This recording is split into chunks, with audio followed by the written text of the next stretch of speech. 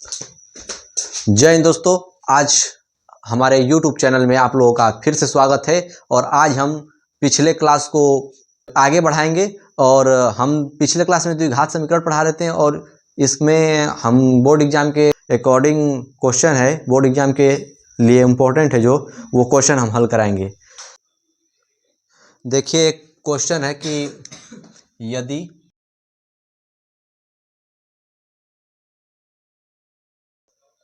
तो k का मान क्या होगा, k का मान क्या होगा।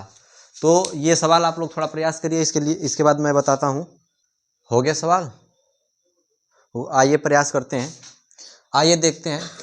देखिए, मैंने बताया कि जब भी मूल दे दिया रहे, मूल जब भी दिया होता है तो मूल का मतलब होता है आंसर, ये x का वैल्यू दिया होता है। ठीक, तो x का वैल्यू अगर 3 हो गया है, x का वैल्यू बस पुट कर दीजिए उसमें, बहुत आसान। इधर देखिए, x का वैल्यू इसमें रखेंगी समीकरण में, यहाँ पे लिखेंगी प्रश्नानुसार। परीक्षा में कैसे लिखेंगी? प्रश्नानुसार x square minus 2k x minus 6 equal to 0, x equal to 3 रखने पर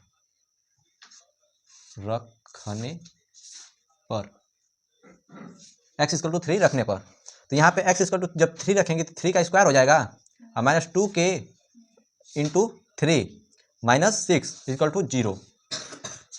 इसके बाद क्या करेंगे?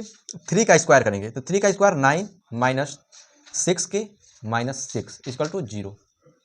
6 ये 9 प्लस में है और 6 माइनस में है, तो यहाँ पे 3 बचेगा इक्वल टू 0। तो माइनस 6k इक्वल टू, ये प्लस है तो इधर जाके माइनस, माइनस 3 और k बराबर, तब यहाँ पे क्या हो जाएगा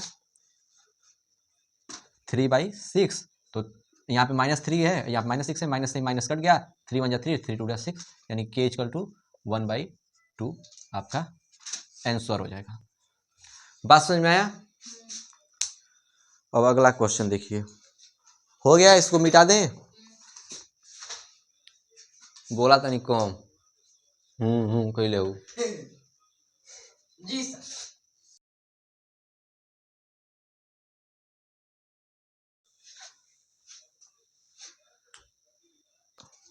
अगला क्वेश्चन लिखिए, ये 20 में 22 में पूछा हुआ क्वेश्चन है, ये इम्पॉर्टेंट है, इसको आइए करते हैं।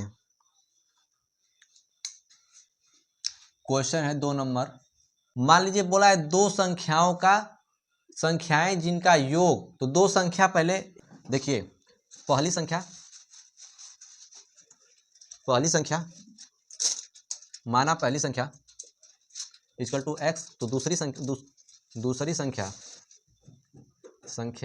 इक्वल टू 27 माइनस एक्स, ये हो गया। अब दोनों का मल्टीपल बोल रहा है, x कोष्टक में x, 27 माइनस एक्स कर देंगे इक्वल टू 182 बोला है, क्वेश्चन में बोला है। देखिए, तो यहाँ पे 27x हो जाएगा माइनस एक्स स्क्वायर हो जाएगा इक्वल टू 182। देखिए, ये जो द्विघात समीकरण का ये जो घात होता है, दो वाले पद को माइनस में नहीं रखते हैं, तो इसीलिए यहाँ पे माइनस से हम गुणा कर देंगे सब में, तो ये हो जाएगा एक्स स्क्वायर माइनस 27x और ये इक्वल टू माइनस 182 हो गया।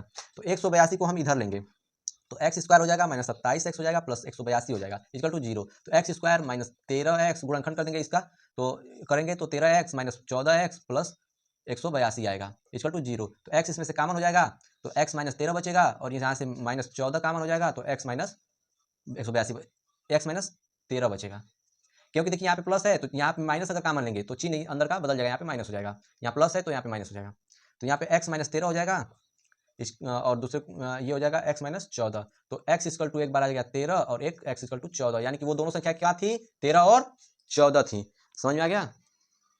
अगला क्वेश्चन लिखिए, मिटा दें, साथ स्क्रीन जिसको लेना ले लीजिए।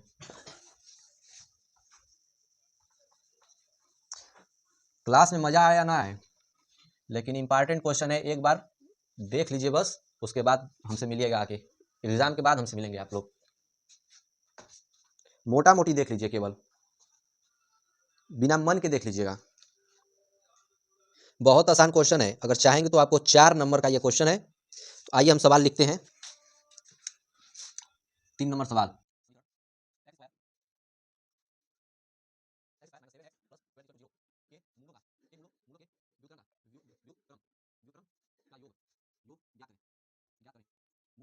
तो आइए इसको देखते हैं कैसे लगेगा।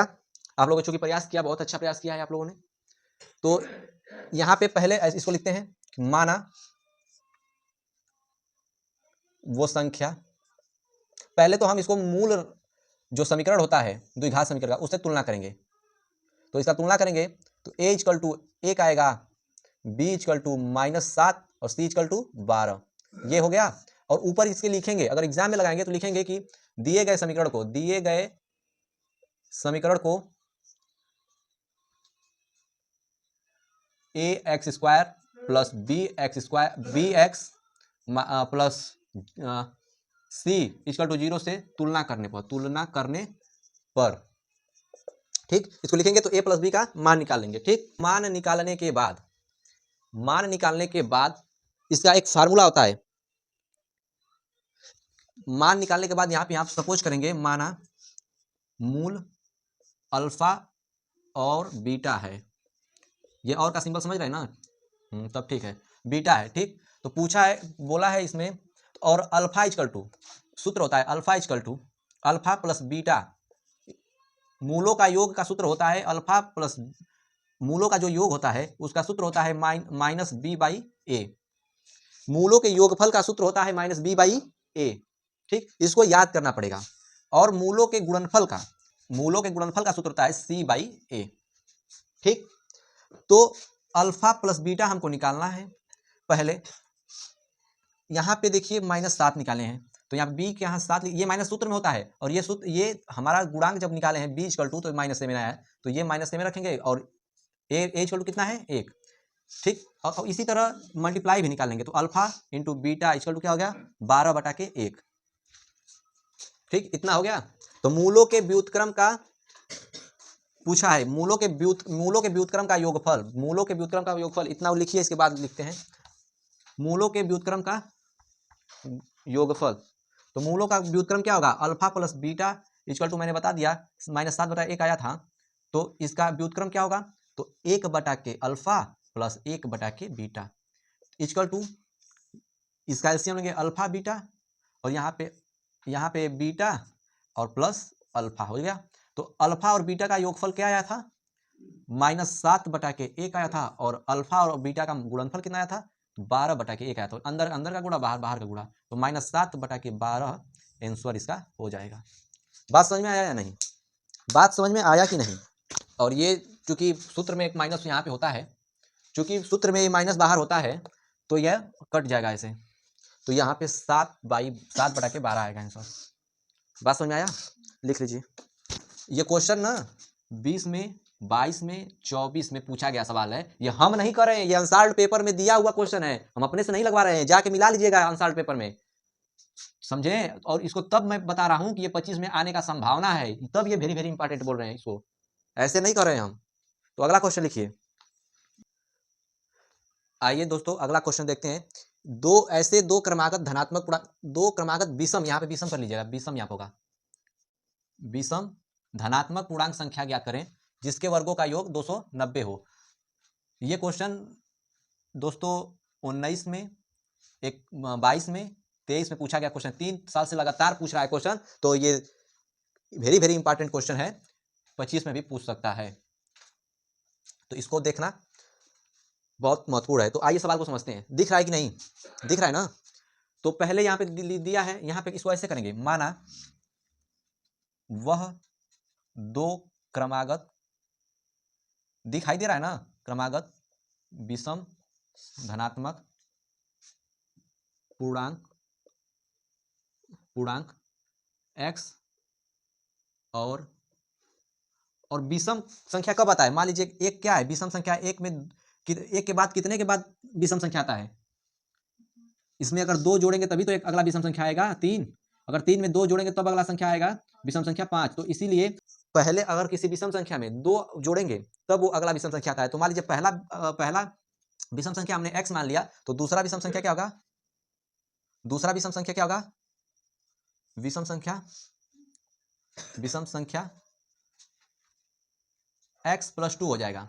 ये पहला, ये दूसरा ये। इसके बाद क्या करेंगे, बोला है जिनके वर्गों का योग। अब इन दोनों का वर्ग कर दीजिए, तो x square plus x plus 2 का होल स्क्वायर इक्वल टू कितना बोला है, 290। अब इसका जब करेंगे तो ये आप लोग इसको फैला दीजिए, एक्स प्लस 2 को 2 का होल स्क्वायर है जो, तो x a square plus b square plus 2ab 2ab हो गया इक्वल टू 290। तो एक्स स्क्वायर 2x स्क्वायर हो जाएगा प्लस 4 प्लस 2 दूनी के 4x इक्वल टू 290। बात समझ में आया। तो अब इसको क्या करेंगे, अब इसका गुणनखंड करेंगे। तो जैसे पिछले सवालों में करते थे, 2x square plus 4x plus 4 और माइनस 290। ये जो प्लस है इधर जाएगा तो माइनस हो जाएगा कि नहीं हो जाएगा, इक्वल टू 0। तो यहाँ पे हो जाएगा 2x square plus 4x plus 290 में से 4 गया माइनस का 286।